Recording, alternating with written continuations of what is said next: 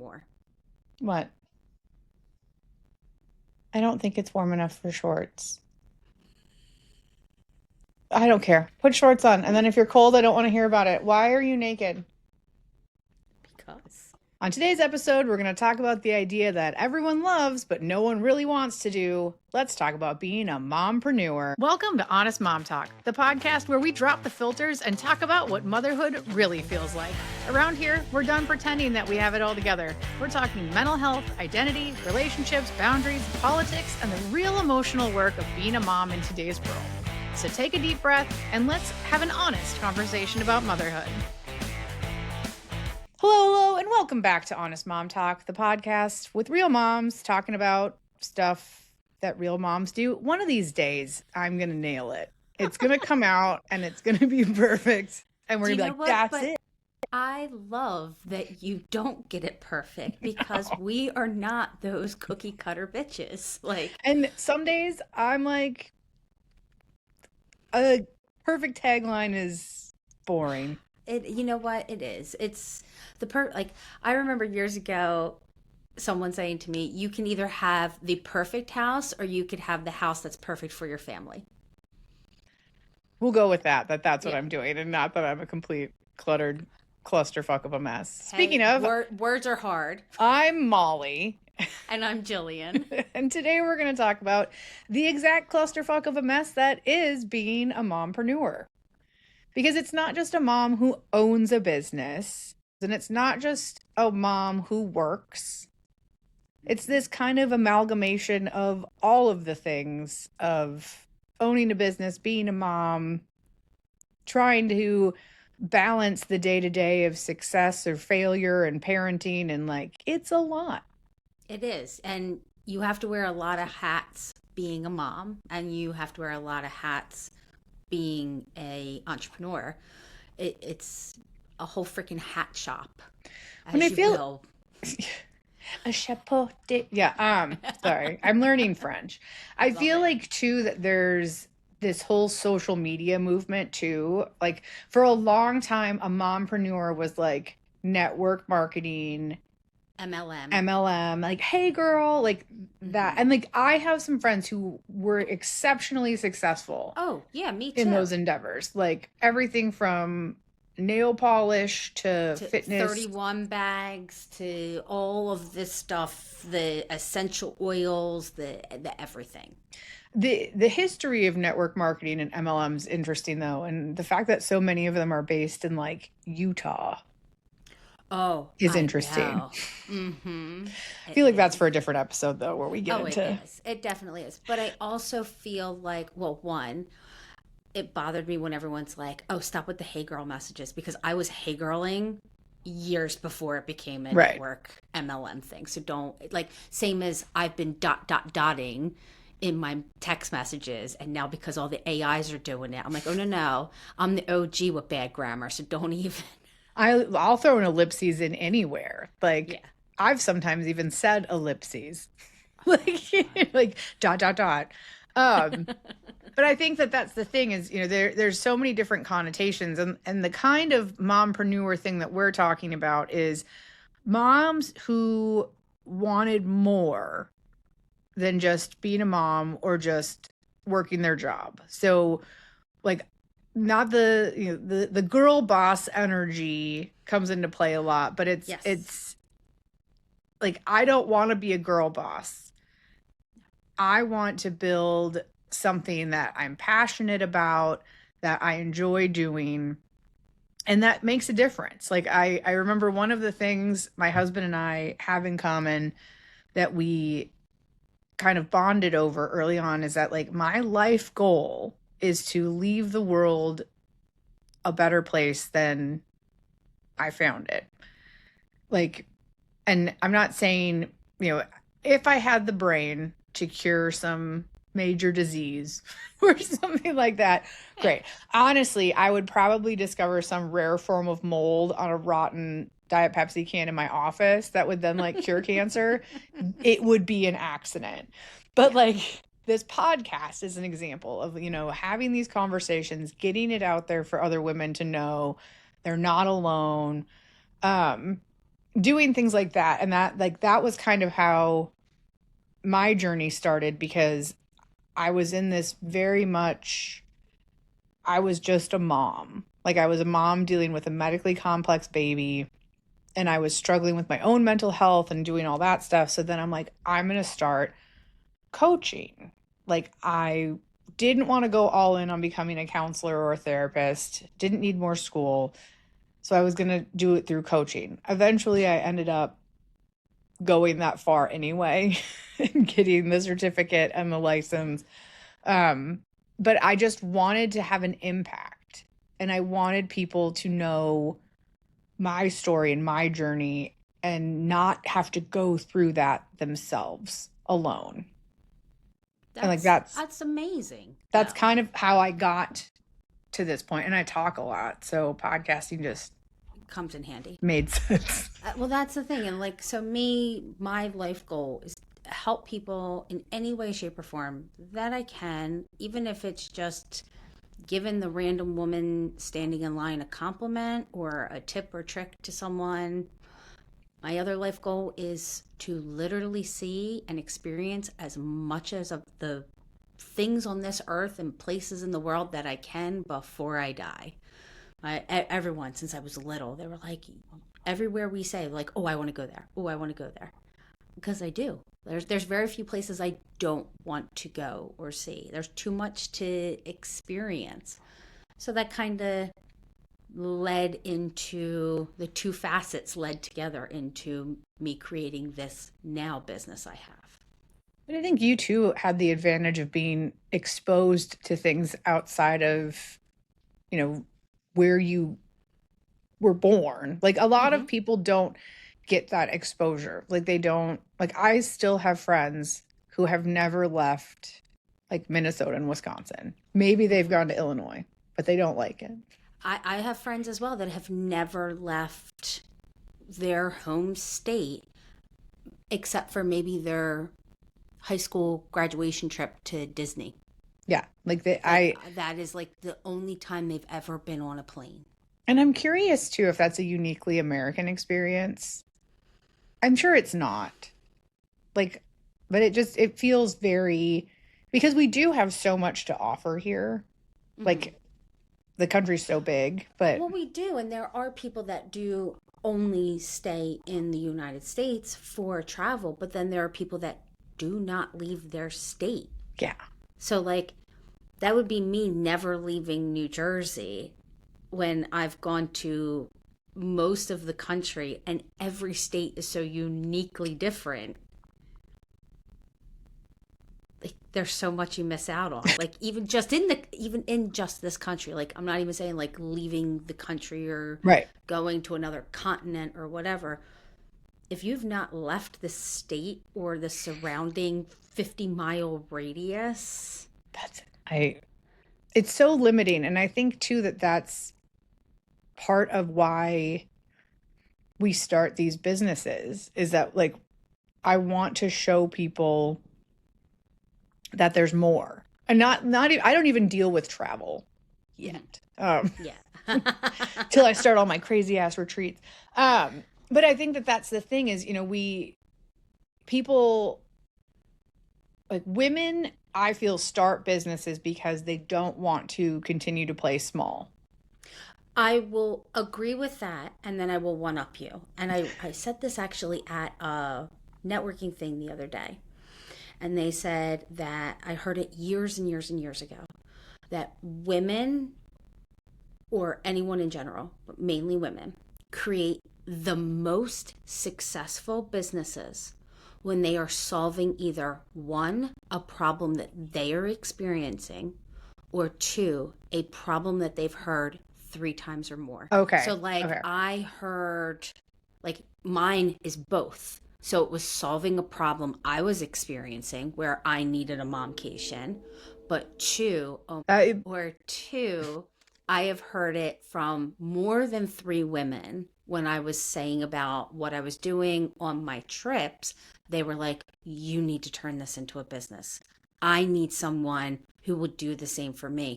Oh, if you ever do this on a consistent basis, call me up. And it was like one of those, like Okay. you hear it not from three people all standing together. Like it's hit you at three different times. And that's the way of saying, you know what?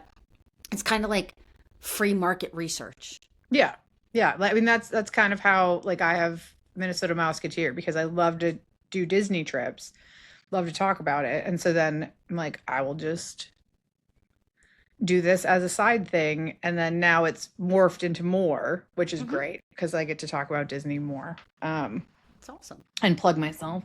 Uh, but it's, yeah, like I can totally see that. I also think that sometimes we need that outside validation to convince ourselves to do it. Correct, because there's a lot of times we will think about it and we will be all for it. And then we're like, oh, but I've got the family, or oh, I've got this, or oh, I'm busy doing this thing. And until you have someone who's not in your inner circle saying, oh my God, that's a great idea. You Right. should do that. Or, oh, you would be fantastic at that. Or just imagine if there was someone who could plan my Disney trip for me who knows exactly what I'm going through. And that's the outside, more validation than accountability. Right. I would, yeah. And I think, like, for me, one of the things with deciding to, work for myself and take all of that on was I wanted flexibility.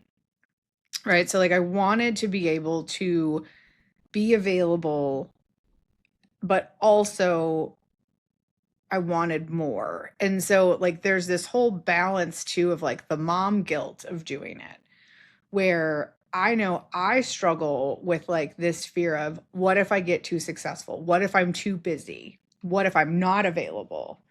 And so I'll kind of stall I out, can, procrastinate, like do all these so things I that can prevent see me it from from, like that 3 feet from gold thing where, like, I'm so close to launching to the next level, or like, I don't want to say making millions, that's not true, but like being busy and successful and like fulfilled. And then I'm just like, ooh, but what if I can't go to soccer on Tuesday? Or what if like someone gets sick and I'm not available? well, okay, I can come to you from both sides because, like I said, I've been in business 26 years. Yeah. Yeah, I got a few years under my belt with this. Um, in it, it comes both ways, and it's like that with most things in life. Where yes, when my kids had a thing at school on a Tuesday at 1 o'clock, yeah, I could change my calendar around and I could go to it and be there. And I was one of the few parents that was there for almost all of the things. And I remember looking around at other kids, like looking sad because their parents weren't there. I'm not using this to guilt all of you moms in No. there for when you can't go to things.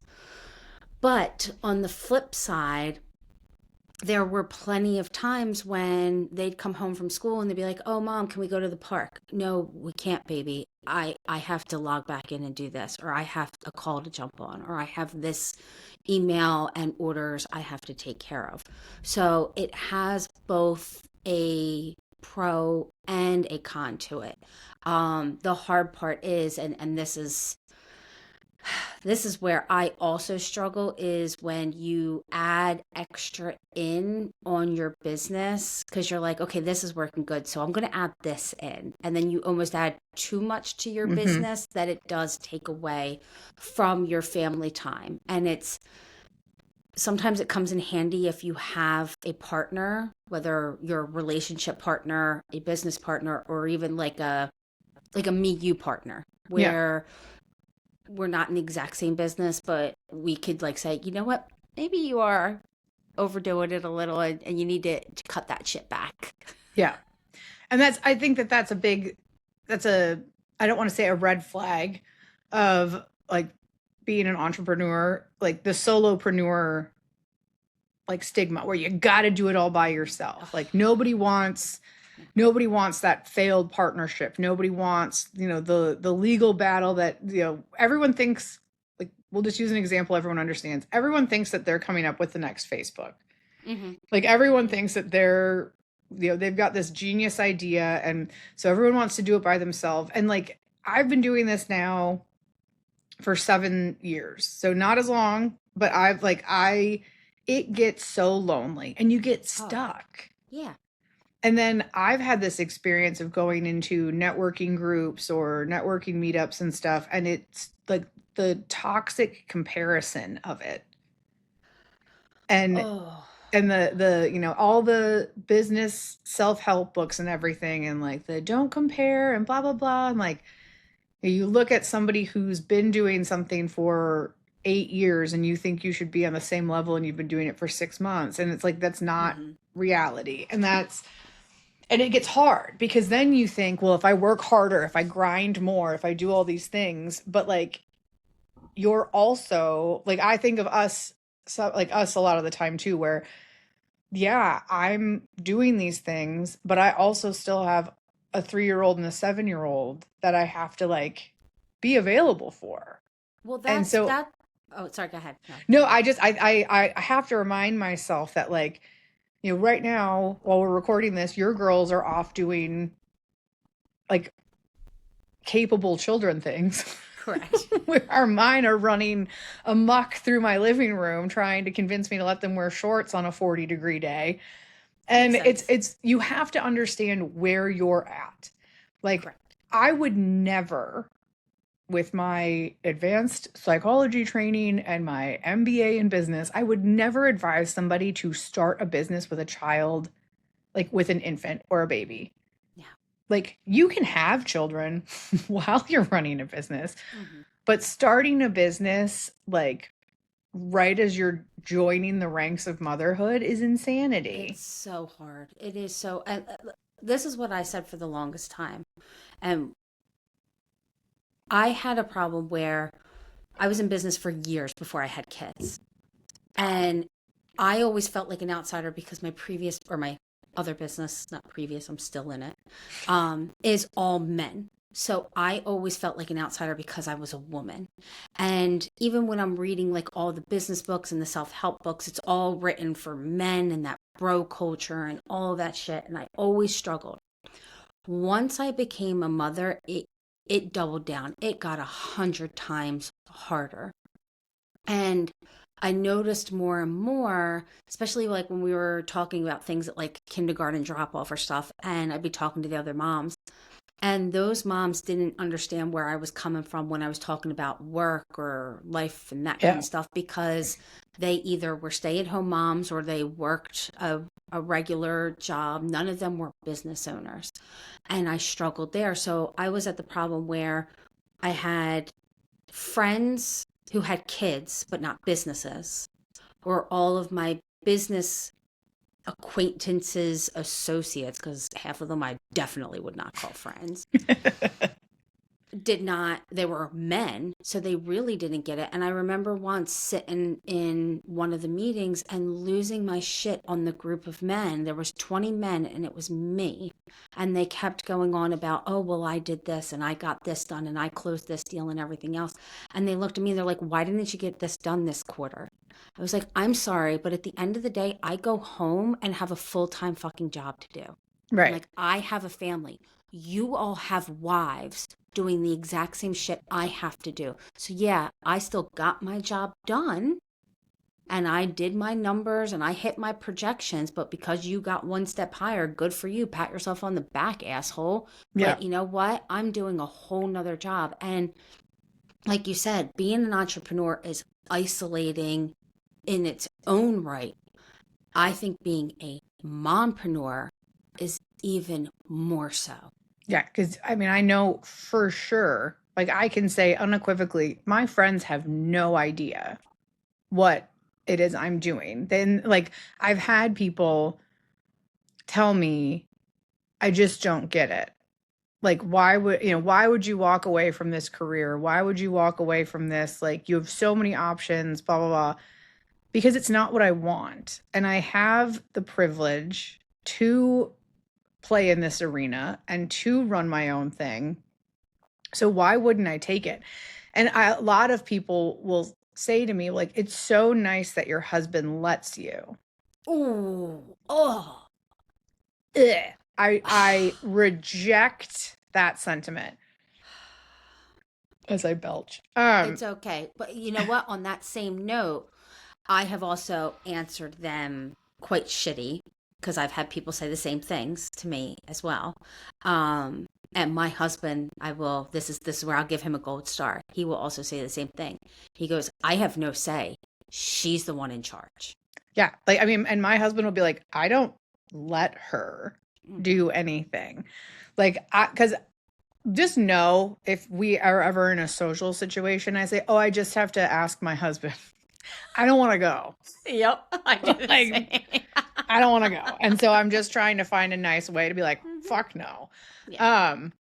But like he and I talk about all of this. And when my son was born and I kind of lost footing, like not only my sense of self, but just like what it is, my purpose really, like my purpose became not fixing, what's the word I want to use? Helping this little creature get strong and big. And that was the focus until, I got him into the black, like got him into the safe zone. And then it became, well, this isn't what I want to do anymore. Like I need more to do. And like, yeah, I've played around with a bunch of different things. Like I did the coaching, I've done some of the network marketing things. They were fine. They were fun.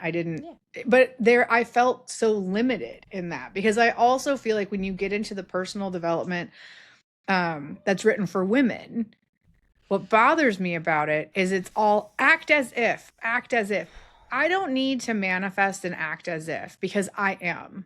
Like I am a business owner. I am successful. Because we're My other problem with that as well, the same, the act as if, it also, I think it limits it because that whole girl boss babe, like, no, we are bosses. Yeah, you yeah. could be a fucking babe too, but like, don't diminish it in any way. My other one that I've always struggled with is so many of the self-help for women doesn't always go towards growth in business, or if it does, all the growth things have some kind of religious aspect. Mm-hmm. And I'm like, I don't need your God to make me a better businesswoman. No, and I agree. There's so much of that, like, and there's nothing wrong with that if that is what you need, if that is what you are wanting in your business.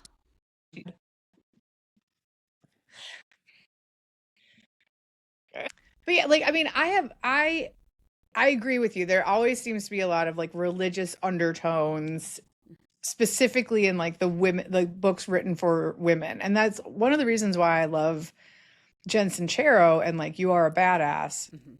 because she's just like you all, I feel like hers are real, just matter of fact. And it doesn't Mm-hmm. go deep into like the metaphysical. And there was a book I read a while ago called Mastering Your Mean Girl. And I remember the Ooh. can't remember the author. It was kind of along the same lines of that book I mentioned before, Slay Like a Mother. And it was all about kind of figuring out where your mean girl voice started and like shutting it down. Because it was all about like, you know, she just couldn't achieve enough. So she was burning herself out and ended up physically ill and all this stuff. And then I feel like along with the religious connotation, they always tend to jump towards the health aspect of it. Yes. Like, well, once I started eating a whole diet, or I started doing running my 2 miles a day. yeah, doing my yoga. And I'm like, love that for you if that is what is going to get you out of the ick and whatever. I choose better living through pharma. Me and my SSRIs are going to get through it together. Because like I know that is what I need. Like I've got 30 years of proven necessity for medication and psychiatry. I'm going to take it. Like, and no knocks on anyone that doesn't want to. This is another podcast topic. But I think that so often it's so hard to find the connection and the the guidance for what we're trying to do here. Like, and like, again, I get hung up on the prioritization of it because I still have this like deep rooted sticking point for myself where, well, I'm a mom and like they need me. And then I neglect my business. Like, and you don't really have that luxury. No. Like your business No. need like your out of the house business needs you to be there, or I mean it still functions without you, kind It of. functions, but yeah, it's what I come back to when I go Yeah. away sometimes is very difficult. Or when I am away, even though I might not physically be in the office, my phone is still going, like to the point where my kids would know certain customers of mine when their name would pop up on the caller ID in the car. And they would know, okay, we need to be quiet because mom's going to have a phone conversation and get prepared. um, but it is, and I don't know if it has to go with the type of business for one, because I am my first business is a brick and mortar supply. Like Yeah. it is a physical product. There is time constraints, there is money, there is projects, there is everything. Completely different than the secondary business or something like you do, where it is one on one, not every single day. Like it's a little different. I also don't know if I can't even remember now how different it was when the girls were little versus now. Like now, my girls get it, but they also don't know any different. Right. Like I had my business for over a decade before I even had kids. So, like you said in the beginning about like, I don't suggest someone starting a business with a newborn or a very little one. Like, if that's the crazy you want to jump into, good luck. I wish you Godspeed. I would not have done it. Like, I was established, but then I also had no boundaries in my business life because I was that person who was taking phone calls as I was in labor. That's and So, that's how my husband works. Not that he's ever been in labor, but and I think that that's the thing. Like people who your mom friends don't understand what it is to own a business, yep. and your business people don't understand what it is to be a mom, and so you're kind of fighting this like nobody understands who I am and what I'm trying to do. And I think it's really hard too when you are a service-based business. Mm-hmm. So like when I was doing counseling with appointments and things like that, like I had boundaries. Like I knew, I was done with my appointments at this time, whatever. And I will say that the timeline I was doing that, I never canceled an appointment. My clients did. Mm-hmm. And that's fine. Like life happens, but I made that a point of pride for myself that like I was able to prioritize that. And if Miles was sick or whatever, like Matthew would come in and help. And, and that was great. But I think now that I'm in more of a space of like, when I want to, I will, I tend to shuffle things around a lot more. And I'm like, oh, well, I should spend more time with the puppy, or, oh, it's so nice out, I need to go outside. And so I think that that's also a slippery slope with like solopreneurial adventures is you'll be like, oh, I'll just do that later. Mm-hmm. And so you put things off, like these projects I've been sitting on forever, like getting podcast episodes up on YouTube and like doing all this stuff. And so like you really become your own worst and best employee.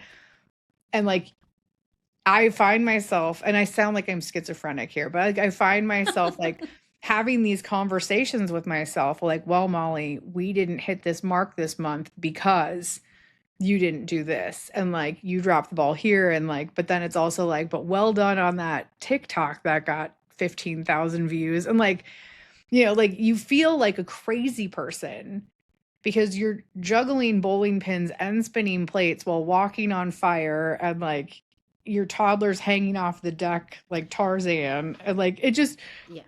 there's so many moving pieces, and you have the flexibility. You're showing up for your kids when you can, and you're building something for yourself that matters. But at the same time, you feel like you're alone. At least Yes. for me. No, no. And it's not just you. Because the funny point is, like, not funny, but I have talked to so many women entrepreneurs, and they feel the exact same way. And it's crazy to see how many of us, that's why so many started, like, sorry, now my brain's going in like six different directions on thoughts for this. That's why so many started like co-working session times Mhm. online to like say, okay, you know what, you're holding me accountable, because we need that accountability, because we have the flexibility that we get over flexible. Mhm. So if we don't have some kind of accountability, like I know a friend of mine, her and someone else that's kind of in the similar field, at the beginning of the month, they're like, these are the 5 things I want to get done. Can you check in with me once a week to see if I've gotten something done? That kind of thing. And like, I'm right there with you. I could definitely use that, because I will let it slide. And then the next thing I know, I'm running around like a chicken without a head trying to get 40 things done in 1 week. But the other thing, and I spoke to a couple different, funny enough, I heard from 3 different women in this span of a week this exact same problem. And I was like, ooh, light bulb moment. But they were saying about one of the biggest things they have noticed from when they left corporate to start their own businesses, not just how isolating it is just in general, but how much they missed the lunchtime talk. Yeah. Because not even just the socialization, but if they were all working on different projects, they could say, hey, I'm working on this, and this is an idea I'm having, and what do you think about that? Or I'm struggling with this right now, and I can't seem to figure out what steps would help me. Do you have any suggestions? And that's what the most of them are missing, because they may be building their businesses. The other one, which also I totally agree, I talked to this amazing woman the other day, and she said, I miss having someone to celebrate my successes with. Yeah. She goes, because I was so excited the other day, and I landed this big project and this big client. She goes, and I told my husband, he was like, okay. She goes, I need you to match my level of excitement, but he doesn't get it. She No. goes, so I was like, well, next time that happens, you better call me up, because I will match that level of excitement for you, with you, because I know exactly what you mean. Like, there have been plenty of times when I finish something and I'm like, fuck yeah, that's awesome. And I'm like, who do I tell? The number of times I have sent like website renderings or like outlines of things to my husband, and he's like, okay. Like, because he just, I mean, he and I work in completely different spectrums of existence, but like Mine of work. too. Because like he'll sit there and he'll be explaining to me like, oh yeah, and then this thing broke, and I'm like, you're literally not speaking English. Like, you are speaking computer code to me, and I don't know what that means. Mhm. And I'm just like, just tell me it's pretty. Like, all I want you to do is be like, this looks like a nice website. Like, Yeah. that's all I want. But I've also been in like networking groups, and I'm realizing as I'm about to tell this story that it's all been ruined by men. Yeah. Uh, Well, yeah. but like the networking group, we met every other week for 90 minutes, and we were supposed to like kind of go through and talk about business topics and things like that. And it would always get hijacked Hmm. by the same couple of people who would just ruminate on the same project, never taking steps to make any advantage or do anything with it. And it was just like, this is a waste of my time and money. But at the same time, I would feel accomplished because I did something for my business that day. Yeah. I sat through that 90-minute meeting. So that means I worked. And now I can go take a 3-hour lunch break and watch Bravo. And I get stuck in those habits, not often, but like it's definitely mood dependent and like Yes. like I went to some of those networking groups very early on, them and like BNI and those kind of things. And I struggled because it's same. It was 90% men and their bro culture with bad fucking suits and all that other stuff. And I was like, I'm not wasting my time. Then when I started the secondary business, everyone's like, you need to start going networking. I'm like, hard pass. No, thank right. you. I'm not for it. And they're like, it has changed, especially if you find the right kind of networking groups. So then I spent a long time scouring like a creeper on like dating sites where I was like, okay, let me see what your networking group actually does and like what they say and how many. And I'm like, I only go to ones that are just women. I Yeah. do not go to any. If you have a penis, I'm sorry, I am not coming to your group, because my target market is women and moms. So I'm not going to waste my time going to your networking thing at all because you Well, can. and I think it just changes the dynamic too. Like It does. I went to one, like I would recommend finding a networking group or a meetup group of women around your same age. Oh yes. So, like, I went to one, it was like my local small business networking, and I was the youngest person by like 20 20 years. years. Mm-hmm. And they were all like in insurance, in real estate, like Been there, done that. financial planning, all that stuff. And I'm just like, they were like, oh no, it was so wonderful to have new. And I'm like, thank you so much. This isn't good timing for me. So they met like every other Tuesday and I'm just like, no, like you guys aren't it. Like you're not one woman was a divorce attorney. Ah. I'm like, she maybe could have referred some clients to me. But I'm like, this isn't the vibe I'm looking for. Cause I was really like seeking something different with my business. And I couldn't, we were talking about moving and all this stuff, and I really couldn't figure out what it is I wanted. Versus now I'm in this weird scape of so many of the women I interact with on a regular basis are stay-at-home moms. And there's nothing wrong with that. Like, absolutely not. But they also don't understand, like, they both don't understand what I'm doing, but at the same time are the people who will most likely refer clients to me for Disney planning or use me for Disney planning. Correct. And so, like, while we wrap this episode up, because we could talk about this forever, and I think we are going to continue to do little, like, mompreneur I episodes, do like, because like intermittently. I have a bunch of different things written down here of things that I was like, oh, we could talk on that because even like how our businesses affect our kids, like how our kids see it, all those kind of things. Like As mine are also, screaming, I'm like, shut up, I'm recording. but like I don't even like.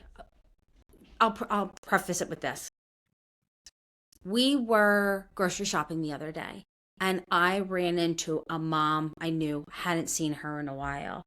And she's like, oh my God, I saw what you're doing on Facebook. I love it. I sign me up for one of your trips. Like, I need to go on one of your trips. I was like, okay, yeah, send me a message, whatever one you're interested in. I'll let you know if there's spots or anything else. And my one daughter was behind me pushing the cart, and she goes, yes, because you are supporting a small business. Better than that, you are supporting a female owned small business. And then she turned around and she's like, fuck the patriarchy. Because yeah, I mean that's the thing is we didn't even get into the meat of what we were going to discuss as to why building your own business is so important. Because yeah, there's so many topics we can talk about this. I think we're going to start to mix them in Yeah, more because we often. talked about the guilt and the hard, but we need to talk about the pros. Like, same with Yes, motherhood. Yes, right. there's hard parts, but there are some positive parts in there too. Yeah, and that's the thing is, like so many other things, as a mom who's running businesses, you're showing your kids that it's possible. Yeah. You're showing them the good, you're showing them the bad, you're showing them all of this stuff, and that balance is bullshit. I should get that on a bumper sticker because balance doesn't exist. No, it doesn't. And I mean, I think when people will be like, I'm just trying to find balance, I always think of Robin Hood, Prince of Thieves with Kevin Costner and Christian Slater when they're like fighting on the log. Like that's what I think of as balance. We're all just like one little nudge away from falling into the river. And that's what balance is. It's not a perfect 50-50 deal. And the first few years of starting a business are going to suck regardless of what you're doing. Oh, God, yeah. Like you're not going to make a ton of money right away. And if you do, then you have to figure out how to sustain it. Yeah. Or the fact that most businesses evolve and change 4 to 5 times before you find what the main meat of your business is going to be. Because you may start with the idea of this and then it evolves to that and then you change this thing and then you add and subtract and all that, like, but it's not that you failed. No. It's you've pivoted. When I was talking to my husband about this exact thing the other day, and he goes, most businesses find out one thing works really well and then they hold on to that and they expand on that. And he's spot on, because you look at all these different companies like that go on Shark Tank. Yep. And a lot of them will tell you, these inventors, if you look at it from a form of invention, a lot of inventors will be like, well, I was trying to do this. Then I realized I needed this. And so then this came as part of that, like silly putty, total accident, really bad example, but total accident. Like, well, I can find your silly putty. When we opened our construction supply business, we were offering so many different types of materials to the market, everything else. What my main thing now is stone. That was only 5% of what I sold the first 10 years. And it evolved from there as I saw, okay, well, these 10 other people are also selling these 10 other products, but I'm the only one selling this product. Yep. So I put more into it and more into it. And then slowly it became like a 50-50. Then it became an 80-20. Now I sell nothing but stone. And everyone's like, well, why don't you bring in pavers? Why don't you bring in this? Well, I was like, I would rather sell one thing really fucking good. Yep. Than 100 things okay. And you can go, I feel like it can go either way. You can either specialize and like niche down to nothing, or, you can offer a variety of different things. But you have to figure out what you're an expert in and what works best for your client. I mean, we can dive into what it takes to find your ideal client and all of that stuff if we need to. We can bring in business experts. But today we're going to talk about other stuff too, but we really just focused on how hard it is. We wanted to just start the conversation of the mompreneur, because it is, I've noticed more and more the amount of, someone put it out, I think it was, I read it on LinkedIn or something, that in the last 5 years, that 42% of all new businesses have been started by moms. I believe it. Or something like that. I'll have to find the article. And that's what it is. Like, we were very lonely before. Now there's more of us. There's no point for us to be alone anymore.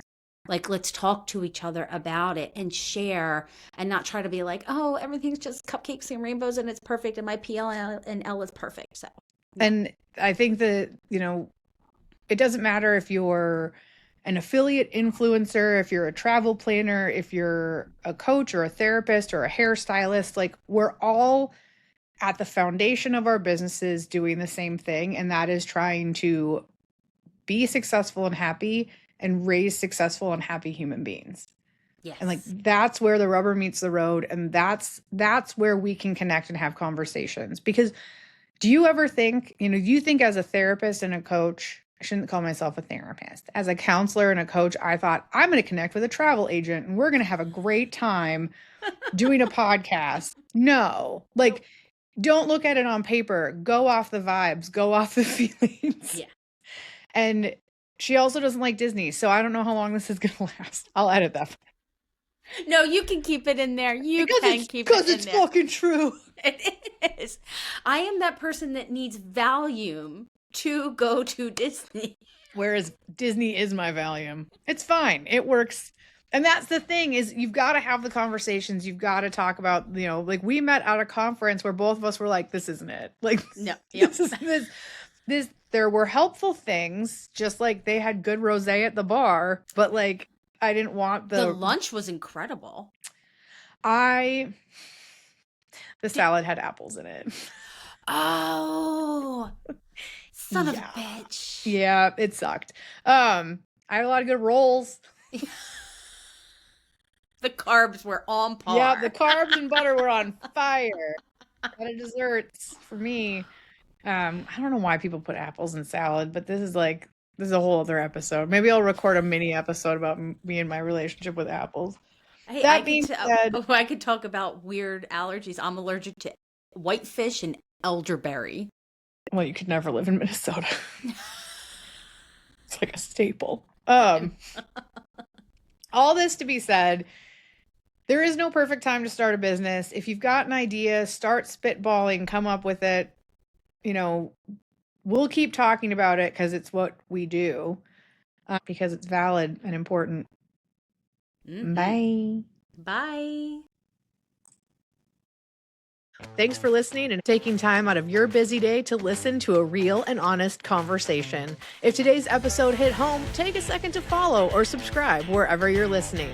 Don't forget to share this with another mom who may need a little more honesty in her day. You can find more community and support anytime at honestmomtalk.com or follow us on Instagram at honestmomtalkpod.